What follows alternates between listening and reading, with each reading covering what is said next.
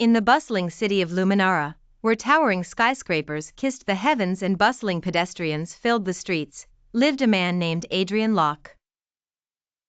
Adrian was a man accustomed to luxury, the finest clothes, a polished car, and all the latest gadgets money could buy. He prided himself on his success as a high-flying businessman, reveling in the admiration and envy of others. Adrian spent much of his time at exclusive clubs and high-end restaurants, where he'd boast about his recent promotions and lucrative deals. He thrived on showing off, ensuring everyone knew just how successful he was. His friends, most of whom hailed from similar privileged backgrounds, were accustomed to his ways, but they had begun to grow weary of his constant need for validation.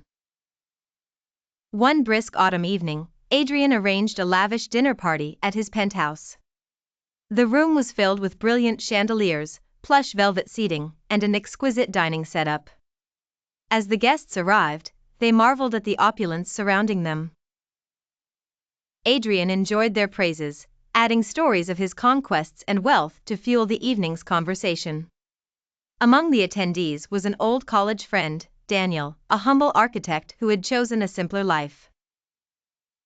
Daniel listened to Adrian's stories with a patient smile, nodding politely. When the conversation shifted towards the importance of wealth and status, Daniel simply remarked, "Adrian, have you ever thought about what truly matters? What if all this, your fortunes, your accomplishments, were gone?" Adrian laughed off the comment, dismissing it as unnecessary caution. "Don't worry, Daniel. I'm doing quite well for myself, and that's not going to change anytime soon. I've got everything sorted out." However, fate had other plans. A week later, a financial scandal rocked Adrian's company, leading to investigations and freezing of assets. All of a sudden, Adrian found himself at the center of a storm. The luxuries that once seemed so secure now stood on shaky ground.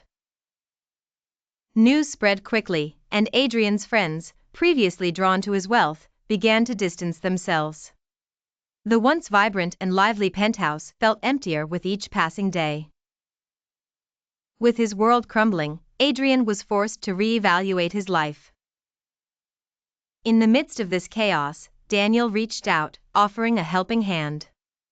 Despite Adrian's predicament, Daniel saw a friend in need and was there to support him without any judgment.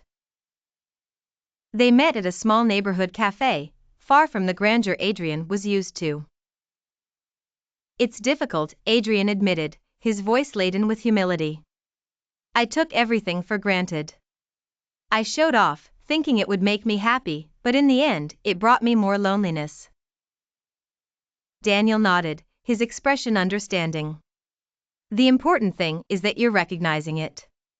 Wealth and success are fleeting, Adrian, but true friendships, they are the lasting treasures." Moved by Daniel's sincerity, Adrian began to focus less on material wealth and more on relationships and personal growth. He started volunteering at local community centers, immersing himself in work that could make a difference in others' lives. The satisfaction he found in this work was profound and deeply fulfilling.